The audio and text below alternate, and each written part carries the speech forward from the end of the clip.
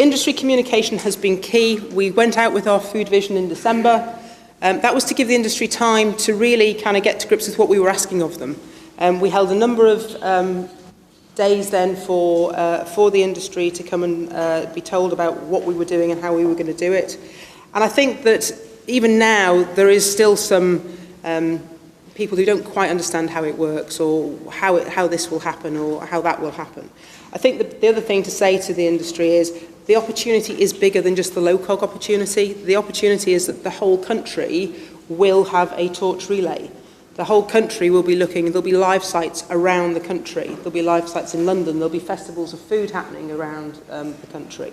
It's those regional bits that can be picked up as well as everything that we'll be talking about in London as a city, and we're now linking in with City Ops for London to look at exactly what they're doing, so we have got this seamless piece that happens. So when people come to the Games, it's an experience from the very beginning of their journey through to actually getting home. One of the groups that David spoke about before that we've instituted is the Food Innovation Group. I believe we need to sprinkle magic on this. And David and I were fortunate enough to go, we went to Disney in Paris in the summer, just to talk to them mainly around queue management and how do you actually manage the queues, because believe it or not, the length of time that you stand in a queue actually dictates whether or not you think the place is clean, whether you've had a good day or anything else. So for us, queue management is really important. But add to that, how do you make the food special?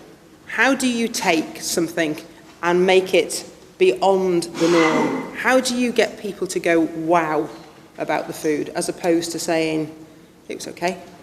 So the Food Innovation Group is here to really help us look at, from a spectator point of view, what are the concessions, what's the choice and diversity we want? I was at the Great British Street Food Awards. We want to bring some of that great street food that you see on the streets of London and around the country into the Games, into the common domain, potentially into the athletes' village, to really give people a sense of what the UK is about. So if we can recreate a small borough market as part of the concessions that we have in the park or at Greenwich Park, then that will be what we're looking to do. And the guys that we've got in the Food Innovation Group are there to really challenge our thinking and work with our caterers when they're on board to actually kind of help them take their food to another level, which is what this is all about.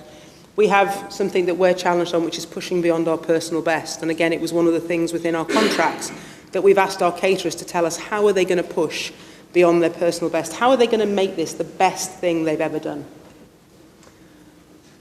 The spectator experience, for my sins, I've now been asked to sit on the spectator experience group within LOCOG, and that will take the journey the spectator has from leaving home in the northeast to come down to London on the train to actually going to an event in the park, to then staying the night in a hotel, to maybe going into the city and then getting on a train and going back. How do we make that really a journey of a lifetime? And for me, the things that we can do from food and understanding how food can help that journey is going to be really important. So what have we learnt? I've learnt that actually there's not 668 days to go. If I want weekends off, if I want to take my holidays, and if I want bank holidays off, I've actually got 492 days to go. So we haven't got as much time as we think. I think I've learnt that you need to break it down into chunks. I think I've learnt that people really do want to get involved. People want to help.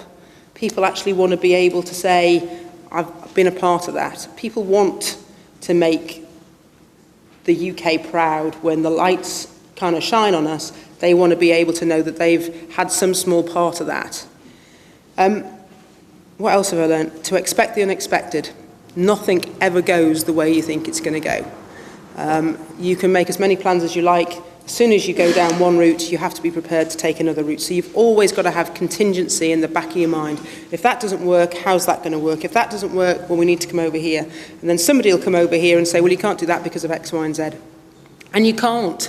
It's not a case of saying, we're going to have to. You can't. So how are you going to do it? So flexibility, patience, keeping a sense of humour, timing, hugely important.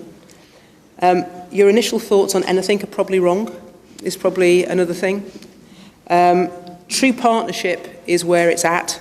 We will not be able to do this by ourselves, and therefore when we are working with our partners in catering or cleaning and waste, it's got to be a true partnership. It's like no other procurement that I've either bid for or actually let. It's very different. Flexibility is hugely important. You can't put a price on the value of external networks and external stakeholders.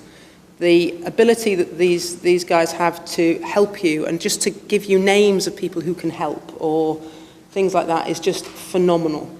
And lastly, I guess, apart from having a bloody good knowledge of project management skills, which is important, is really how important relationships are. Relationships will deliver this games. I won't deliver it. Relationships will deliver it. And we will not, it won't be that caterer, it won't be Jan Matthews' team, it will be London 2012 delivers London 2012.